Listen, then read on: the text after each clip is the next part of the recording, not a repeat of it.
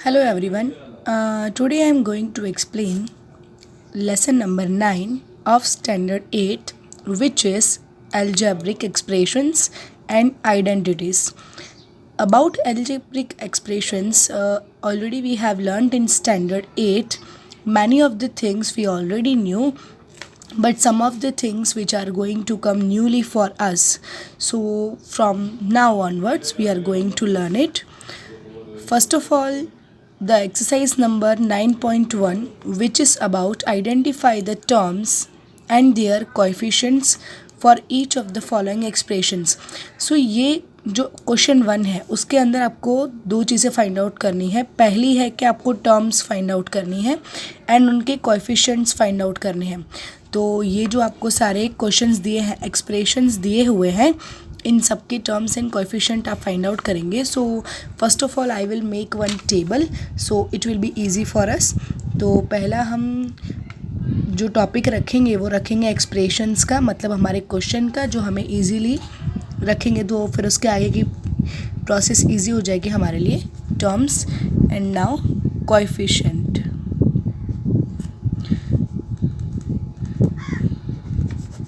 Coefficient. सो expressions कौन सा है? जैसे फर्स्ट एक्सप्रेशन मैं ले रही हूँ ये 5xy(z²) -3zy, ये हमारा एक्सप्रेशन है. तो इसकी टर्म्स का मतलब क्या होता है? तो टर्म्स मतलब ये जो आपका क्वेश्चन है उस क्वेश्चन में जितने स्टेप हैं, स्टेप मतलब पोर्शंस हैं, जैसे कि बीच में कभी भी माइनस या प्लस होता है तो वो क्वेश्चन पर्टिकुलरली 2 हिस्सों में या 3 हिस्सों में बट जाता है. तो हमारा ये क्वेश्चन 2 हिस्सों में बटा हुआ है, फर्स्ट ये, सेकंड ये, तो इसको हम टर्म्स बोलते हैं. तो हमें यहाँ पर टर्म्स को अलग करके दिखाना है. तो अगर टर्म्स आप कैसे दिखाएंगे, लाइक ये पहला, हम इसको फर्स्ट है तो इसको पहले ही रखेंगे 5xy(z²), ये प्लस है तो इसके आगे की निशानी हमें रखने की ज़रूरत नहीं है. देन सेकेंड माइनस है तो वो रखना पड़ेगा माइनस की निशानी, -3zy, ये पहली टर्म और ये दूसरी टर्म. अब कोएफिशिएंट रखेंगे तो कोएफिशिएंट हम इसी का रखेंगे. तो इसका कोएफिशिएंट कैसे पता चलता है? तो जो भी अननोन नंबर्स होते हैं उनके आगे जो नॉन नंबर होता है, नॉन नंबर मतलब वैसा नंबर जिसको आप जानते हो, जैसे एग्जैक्टली ये 5 लिखा है लेकिन x और y की और z की जगह क्या है वो हम नहीं जानते, तो ये तीनों हमारे लिए अननोन नंबर्स हैं. लेकिन ये जो 5 है वो हमारे लिए नॉन नंबर है. तो अननोन नंबर्स के आगे जो नंबर रखा हुआ होता है उसको हम कोएफिशिएंट बोलते हैं. तो यहाँ पे कोएफिशिएंट 5 है और इसका कोएफिशिएंट है -3. जब भी कोई निशानी दी होती है प्लस के अलावा तो वो आपको रखनी कंपलसरी है. Now take the question number 2, which is 1 + x + x², 1 + x + x². तो ये क्वेश्चन जो है ये अभी सिस्टमेटिकली अरेंज नहीं है, जो आपको अरेंज करना पड़ेगा. तो फर्स्ट ऑफ ऑल ये जो 2 पावर वाला नंबर है वो पहले आना चाहिए. हमेशा जो पावर होती है वो एक डिसेंडिंग फॉर्म में होनी चाहिए. तो डिसेंडिंग फॉर्म तो आप जानते ही हो, एक टाइप का डिसेंडिंग नंबर, मतलब 2 देन 1 देन 0 ऐसे. तो अब आना चाहिए x, देन आना चाहिए 1. तो ये इसके अंदर 3 टर्म्स हैं, आप देख पा रहे हो. ये तो कांस्टेंट नंबर है x² x एंड देन 1. तो इसका कोएफिशिएंट आगे कोई नंबर है ही नहीं अननोन के आगे, तो उसको हम 1 समझेंगे. यहाँ पर भी आगे कोई नंबर नहीं है तो उसको भी हम 1 समझेंगे. और ये तो एक्चुअली कांस्टेंट नंबर है, तो आप सिर्फ यहाँ पे कांस्टेंट नंबर भी लिख सकते हो या फिर वहाँ पे डैश कर सकते हो. Then the question number 3, which is 3 - pq + qr - rp. तो ये नंबर को एक्चुअली हमें अरेंज करना पड़ेगा. तो फर्स्ट ऑफ ऑल आना चाहिए pq, जो निशानी जैसी है वो वैसी की वैसी रहेगी. देन आना चाहिए qr, देन आना चाहिए rp, देन +3. ये हमारा अरेंज किया हुआ नंबर है. इसमें आप देख सकते हो कि 4 टर्म्स हैं. -pq हमारी पहली टर्म, +qr, हालांकि q प्लस की निशानी हमें रखने की ज़रूरत नहीं होती, -rp, देन +3. तो इसका कोएफिशिएंट आप देख सकते हो, आगे कोई नंबर है ही नहीं तो हम सिर्फ 1 समझेंगे, लेकिन माइनस है तो हम माइनस भी रखेंगे, -1. और यहाँ पे भी कोई नंबर नहीं है इसीलिए 1 रखेंगे, और ये प्लस है तो +1, यहाँ पे -1, और ये एक कांस्टेंट नंबर है, सो हम उसकी जगह कुछ भी नहीं रखेंगे। अब हम देखने जा रहे हैं question number 4, which is 4x² y² -4x² y² then z² then only z²। तो ये जो आपका एक पर्टिकुलर नंबर आपको दिया हुआ है, इसके अंदर 3 टर्म्स हैं, आप देख सकते हो। पहली टर्म है 4x² y², दूसरी टर्म है -4x² y² देन z², तीसरी टर्म है z²। अब आप उसके कोएफिशिएंट्स लिखोगे, इसका कोएफिशिएंट है +4, इसका कोएफिशिएंट है -4 और इसका कोएफिशिएंट है +1।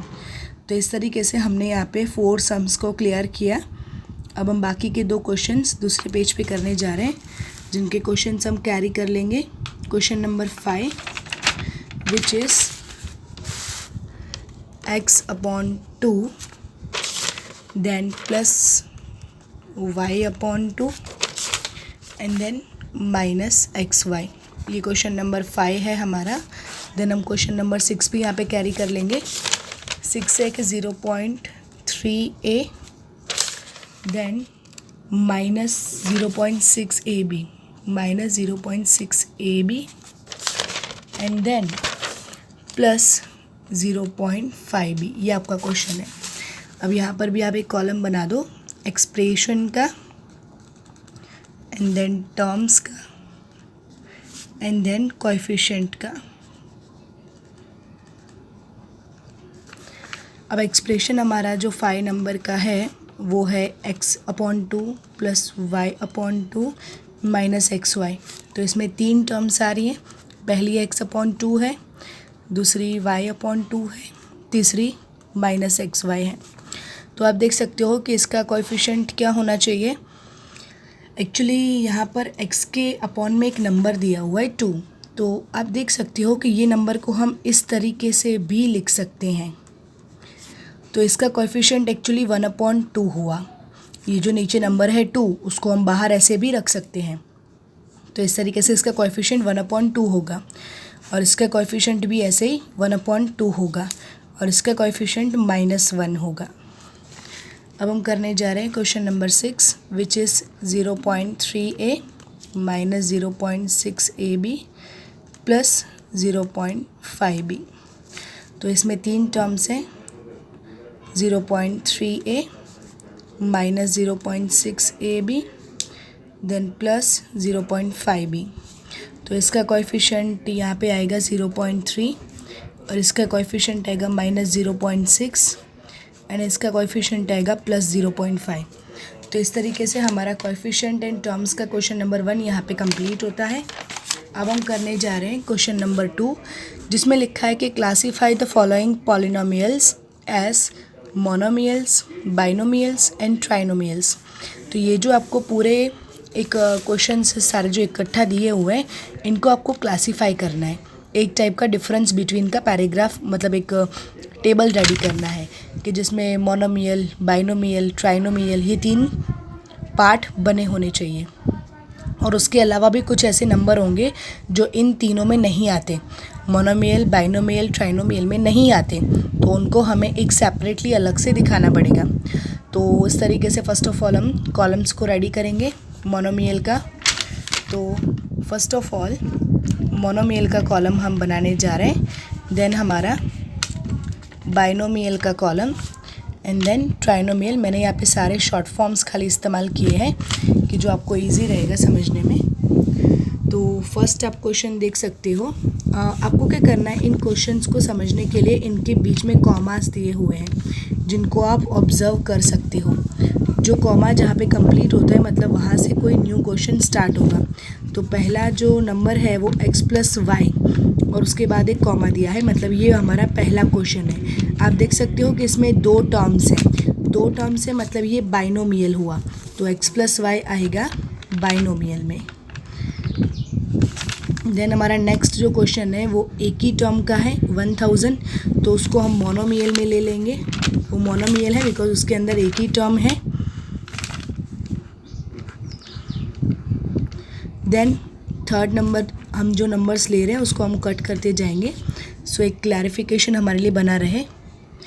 जो इसके बाद का नंबर है उसमें 4 टर्म्स हैं, तो आप देख सकते हो कि हमारे पास 4 टर्म का तो कोई कॉलम है ही नहीं, तो इसको हम सेपरेट रखेंगे। ये अदर में जाएगा, मतलब ऐसे नंबर जो किसी भी कॉलम में नहीं आ रहे।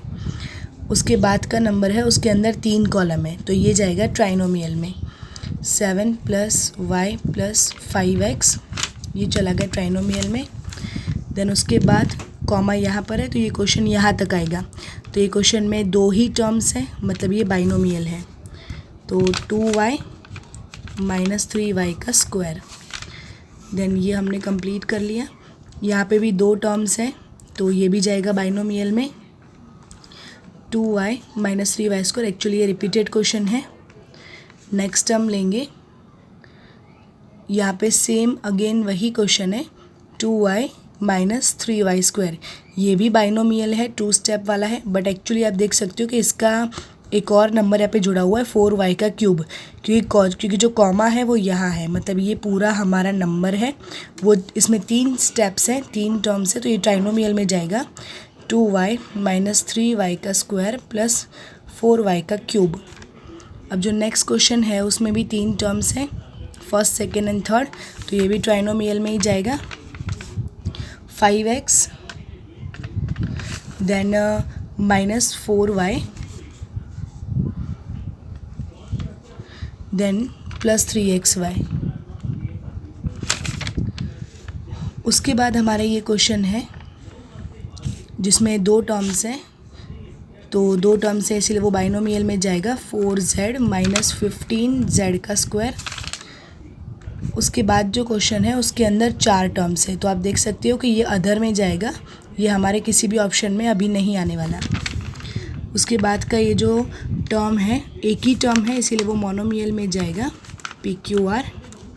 फिर यहाँ पे कॉमा है जिसके अंदर 2 टर्म्स हैं, तो ये जाएगा बाइनोमियल में। P²Q देन PQ का स्क्वायर। उसके बाद जो क्वेश्चन है उसमें भी 2 टर्म्स हैं, तो वो भी जाएगा बाइनोमियल के अंदर। 2P + 2Q, 6 नंबर में 2P + 2Q। तो इस तरीके से हमारे जो क्वेश्चन है वो कंप्लीट होते हैं। लेकिन अब हम क्या करेंगे, कुछ ऐसे नंबर जो किसी भी कॉलम में नहीं आए थे अदर, तो उनको हमें अदर में एटलीस्ट शो करना पड़ेगा। x + x² + x3 + x4, x + x² + x3 + x4, ये अदर में जाएगा। और एक दूसरा नंबर था ये AB BC CD and DA, AB + BC + CA + CD and DA, इसके अंदर 4 पोर्शन थे इसीलिए अदर में जाएगा। तो इस तरीके से ये नंबर हमारा यहाँ पे कंप्लीट होता है। अब हम करने जा रहे हैं क्वेश्चन नंबर 3, जिसमें लिखा है कि एडिशन द फॉलोइंग्स। ये जो आपको कुछ क्वेश्चंस दिए हैं उनके अंदर आपको एडिशंस करने हैं। तो एडिशंस आप कैसे करेंगे, तो सबसे पहले मैं आपको ये स्टेप बताऊंगी। एडिशन करने के लिए आप क्या करो, जहाँ पे कॉमा दिया है ना, पहले वहाँ पे आप निशानी प्लस कर दो, बिकॉज एडिशन की निशानी प्लस आनी चाहिए। तो हम क्या करेंगे, ब्रैकेट देंगे, सो एटलीस्ट कोई भी हमारे यहाँ पे कन्फ्यूजन ना हो। कॉमा की जगह plus, then BC - CA and comma की जगह प्लस CA - AB। अब हम क्या करेंगे, ब्रैकेट्स ओपन कर देंगे। AB - BC + BC - CA + CA - AB। एक रूल्स आपको यहाँ समझना है कि अगर 2 ब्रैकेट के बीच में माइनस की निशानी है, तो माइनस के बाद वाला जो ब्रैकेट है उसकी निशानी यहाँ चेंज हो जाएगी। हालांकि यहाँ पे सब जगह प्लस था, तो इसलिए किसी की निशानी हम चेंज नहीं करेंगे। अब आप देख सकते हो कि यहाँ पर AB जो है ये AB है प्लस, ठीक है। पहले हम क्या करेंगे, जो पर्टिकुलर जो सेम यहाँ पे हमारे पास डिजिट्स हैं, सेम जो टर्म्स हैं उनको हम साथ में लेके आएंगे। ये प्लस AB साथ में आ गया, देन हमारे पास यहाँ -AB भी है, वो यहाँ पे आ जाएगा, तो हमारा सम सॉल्यूशन इजी रहेगा। ये हो गया। देन -BC और +BC तो उसके साथ में ही है, तो ये दोनों को हमने ले लिया आगे के टर्म में। देन -CA + CA, तो आप देख सकते हो कि प्लस माइनस माइनस ऑपोजिट निशानी हम माइनस करते हैं, तो AB में से AB गया तो कुछ नहीं बचेगा। बी सी में से बी सी जाएगा तो भी कुछ नहीं बचेगा, बिकॉज हमें हमेशा आगे की निशानियों को देखना रहता है। ये सी ए माइनस है, ये सी ए प्लस है, तो इसका मतलब माइनस होगा, तो सी ए में से सी ए जाएगा तो कुछ भी नहीं बचेगा। तो फाइनली हमारा आंसर यहाँ पे ज़ीरो रहेगा, बिकॉज एडिशंस में, सब्ट्रैक्शन में अगर आंसर ज़ीरो आता है तो आप ज़ीरो यहाँ पे शो कर सकते हैं, लेकिन डिवाइड में अगर ज़ीरो आंसर आता है तो आपको वहाँ पे 1 शो करना होता है। तो इस तरीके से हमारा फर्स्ट सम यहाँ कंप्लीट होता है। अब मैं सेकंड करने जा रही हूँ। यही मेथड आपको फॉलो करनी है कि जहाँ पर भी आपको कॉमा दिखता है, कॉमा की जगह आपको प्लस रखना है, b minus C plus B C plus C minus A plus A C. अब आपको क्या करना है, ब्रैकेट्स ओपन कर देने हैं, a minus B plus A B plus B minus C plus B C then c minus A plus A C. अब जो लाइक टर्म्स होती हैं उनको साथ में ले आओ तो आपके लिए इजी रहेगा। जैसे कि ये प्लस ए है, देन यहाँ पर ये माइनस ए है, तो ये दोनों साथ में आ गए। देन माइनस बी है और ये प्लस बी, ये दोनों साथ में आ जाएंगे। देन प्लस ए बी, उसके जैसा कुछ नहीं है तो उसको एज इट इज़ रहने देंगे। देन ये प्लस बी सी को हम ले लेंगे हमारे पास, एंड प्लस ए सी को ले लेंगे। तो हमारे पास अब जो बचा उसको हम ले लेंगे, माइनस सी है और प्लस सी है। तो आप देख सकते हो कि प्लस ए में से माइनस ए चला जाएगा। एक्चुअली इन दोनों की निशानी ऑपोजिट है, तो यहाँ माइनस ही होने वाला है, तो माइनस होगा तो ए में से ए गया तो कुछ नहीं बचेगा। देन बी में से बी गया तो भी कुछ नहीं बचेगा। यहाँ पर ये तीनों एज इट इज़ रहेंगे क्योंकि इनके सिमिलर्स हमें नहीं मिले, और सी में से सी गया तो ज़ीरो बचेगा। तो इसका मतलब ये हमारा आंसर होगा, A B plus B C then plus A C. This is your answer.